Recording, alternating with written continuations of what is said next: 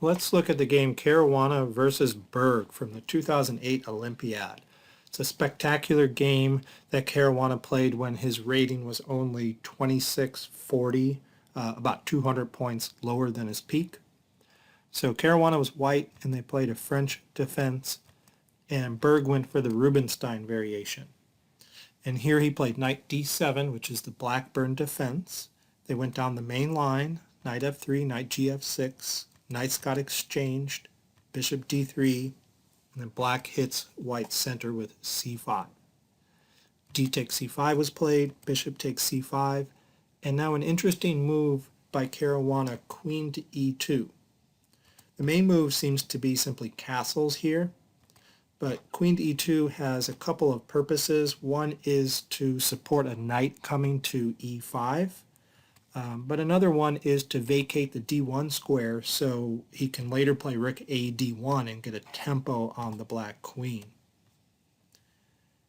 Okay, so castles, b6 getting ready to fianchetto, bishop g5 pins the knight, bishop b7, rook a d1, and here the queen needs to move because bishop takes h7 is the threat. There's two obvious squares it could move to. Black chose c7, which gives white the possibility of taking on f6 and breaking apart the king side. Let's see what would have happened if black had played queen to e7 instead. Well, white could play knight to e5 with the intention of moving the knight to g4 and attacking f6 a second time, trying to disrupt the pawns anyway. Then rook a d8, knight g4, bishop to d4 defends the knight, but white would have c3, and it looks like the bishop has to go back to where it was, but black actually has a surprising queen to c5, counterattacking white's bishop.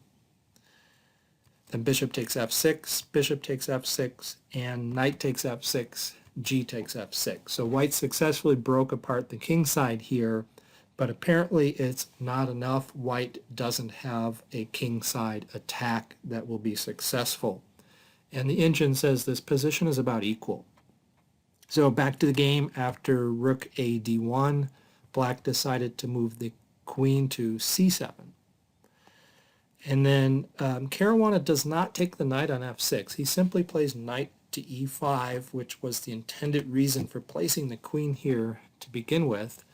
But I was curious what would happen if he did take on f6 and g takes f6 followed. Does white have some sort of attack on the h7 square, for example? Well, he can try a piece sacrifice with knight to d4, getting the queen quickly to the h5 square. It turns out that sacrifice does work and black should not accept it. But black can defend by playing queen to e5, guarding the h5 square, and he's fine in this position, so white has nothing after taking on f6, which is why Caruana didn't play it. But out of curiosity, let's look at what happens if black accepts the piece sacrifice.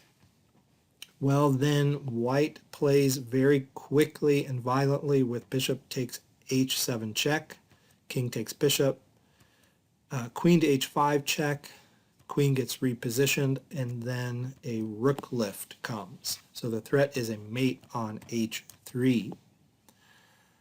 Bishop to e4 is a surprising attempt at a defense here, giving a piece back, guarding the mate by dropping the bishop back to the h7 square. So white could take that bishop, and I wanted to point out that this bishop is successfully defending against the mate if white tries rook to h3 check.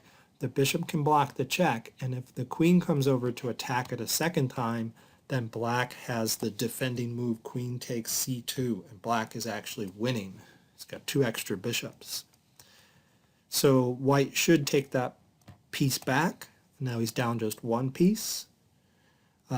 But then rook f d8 would come, rook g3 cutting off the g file, intending queen to h4 mate, and black has to give up the queen here.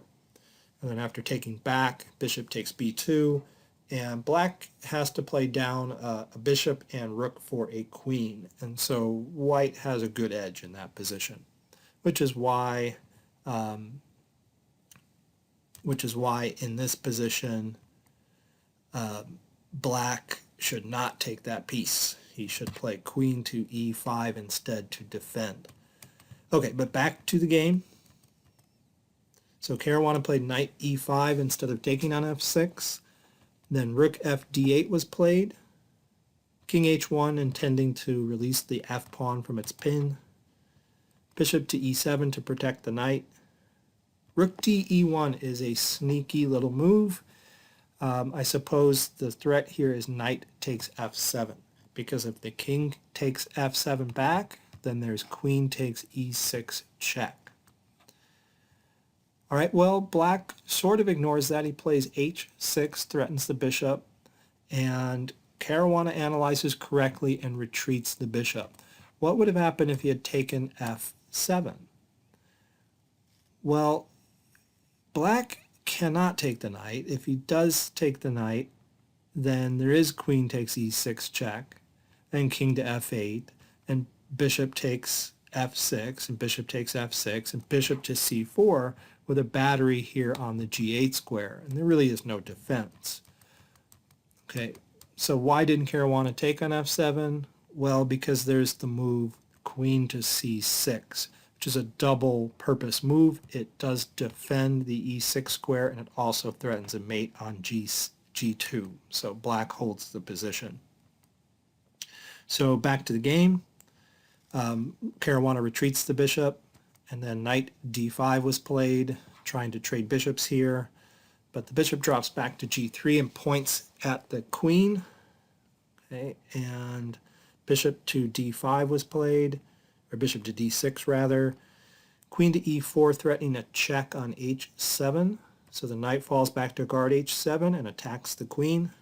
Queen goes to h4. Knight to d7. And that was an unfortunate move. It breaks the protection of the queen on that f7 pawn. And so now finally Caruana gets in this move, knight takes f7, which is surprising because the white queen is no longer on that e6 pawn. Well, black takes the knight, he has nothing better, and the reason that's a successful tactic for Caruana is because of his next surprising move. Rook takes e6, sacrificing a second piece.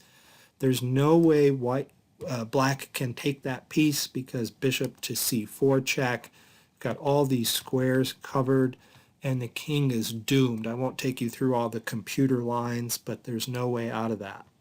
So black cannot take that rook. He doesn't. He plays knight to c5 and attacks it.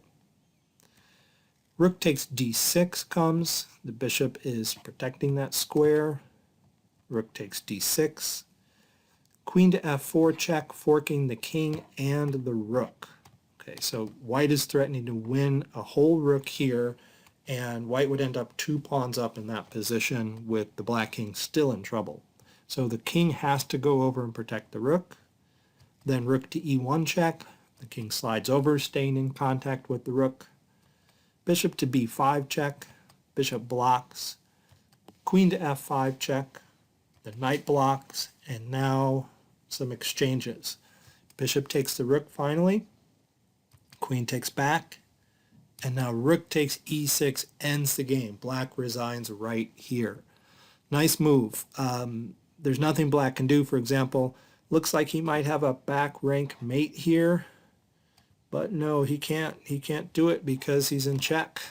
Okay, so rook to e1 saves the day, and there's no other move. If he takes the rook, there is bishop takes bishop check, and then there's 2 ways that black can lose. He can take the bishop and then play the rook versus queen lost position. Or he can stay in contact with his queen, but then white can exchange queens and then go up a whole piece with 2 extra pawns as well. All right, so excellent tactical game in the Rubenstein variation, which until I saw this game, I thought was a boring drawish variation. So I'm inspired. I hope you were too. Thanks for watching the video.